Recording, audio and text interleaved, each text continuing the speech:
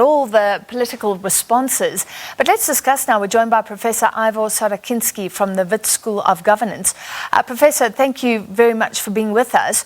Firstly, there is a date now in October. Do you think South Africa is ready for these local government elections? I mean, there's COVID issues now with people standing in lines for elections, but we know that local government elections often don't attract a huge turnout in the first place. Evening, Francis and viewers. I think South Africa IEC can manage these elections well. The queues outside can be spaced accordingly, and with spraying and hand sanitizers inside, with all the doors and windows open, I think it would be pretty safe. So I think it can be manageable, and it should go reasonably well. Turnout is lower at local government elections compared to national provincial, so there will be fewer people, and that will help. So now let's look at these by-elections that happened. Are they statistically relevant at all? Can you say the ANC seems to be doing better in the Western Cape, for example, in some of these by-elections, so maybe it'll do better in the local government elections in October? One has to be cautious with by-elections and extrapolating from by-elections to national trends, because often local elections are about very local issues.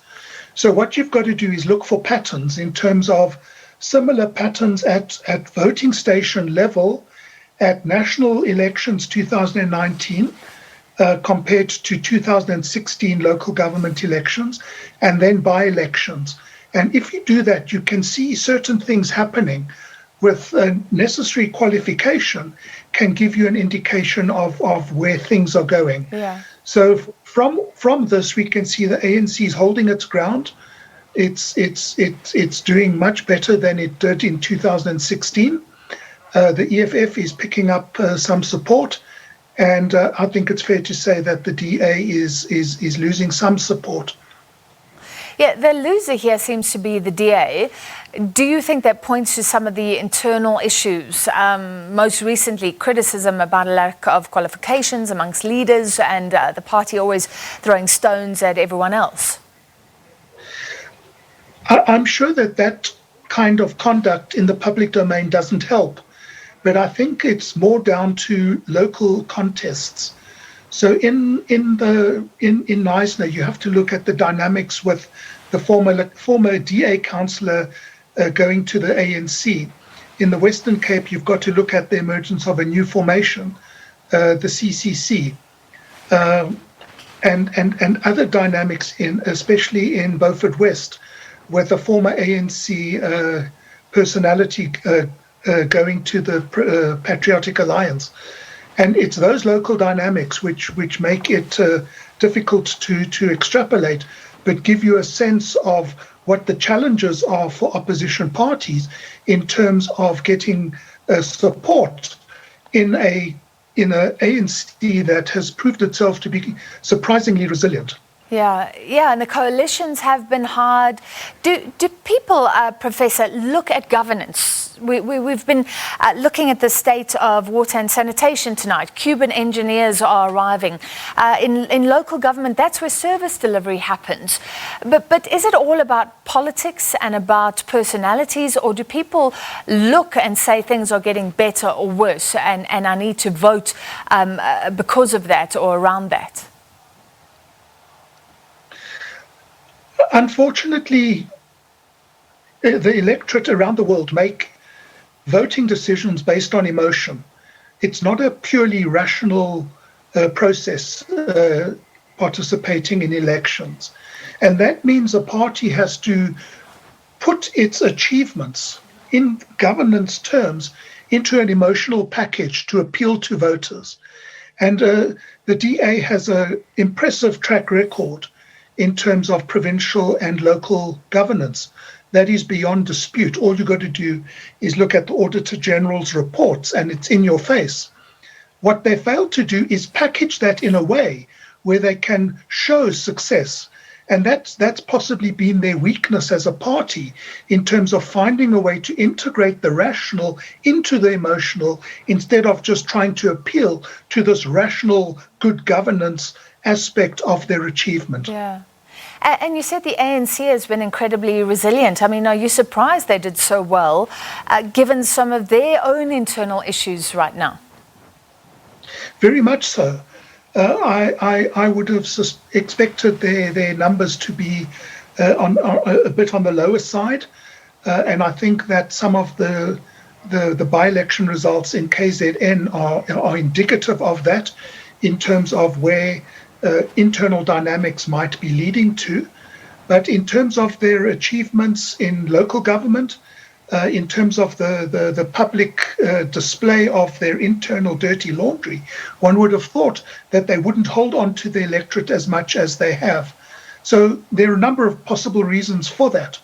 A fragmenting opposition enables the ANC to present itself as a viable option.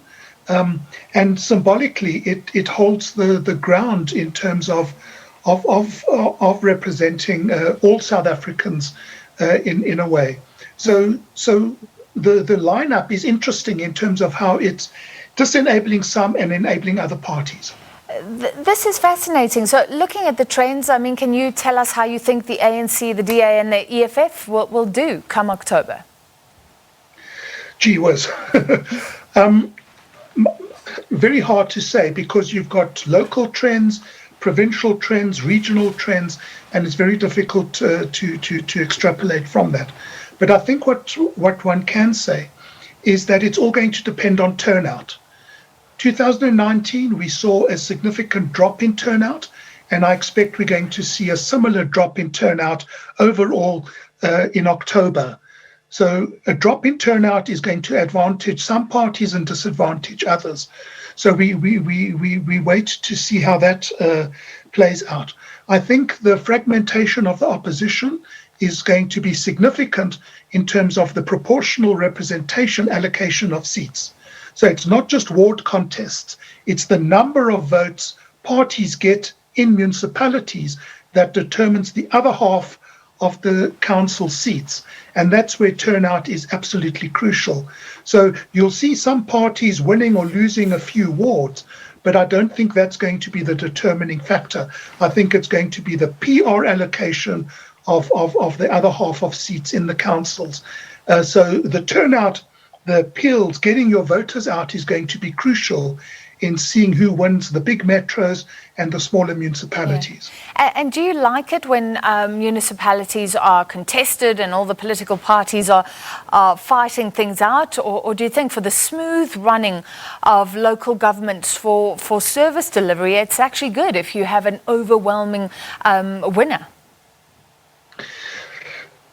I think a contest in an election can only but be positive in terms of competing parties vying for support, making promises, showing how they can do things better. That competition, I think, is very healthy. Once the election's over, and if you don't have a winner, then you've got coalition politics, which we've seen is very messy in South Africa. We don't do coalitions generally well here. So it does make it easier for a majority party to govern, but that doesn't mean they're going to do the best job, because a majority enables you to do things that you shouldn't do, whereas a coalition puts limits on what you can and can't do. So at local government level, I think we're still learning how to do that. And I'm not sure a simple majority is the best way forward, and I'm not sure that coalitions are a viable alternative either. So our young democracy has to find a way to deal with the best way to represent people at local level. Opening up the contest to independence could be valuable. Rethinking how we do wards, delimitations, all of those variables, I think, come into it. All right, thank you for some good analysis ahead of the local government elections in October now. And we saw the ANC holding its ground and gaining in some areas in those by-elections yesterday. That was Professor Ivor Sarakinsky from the Wits School of Governance.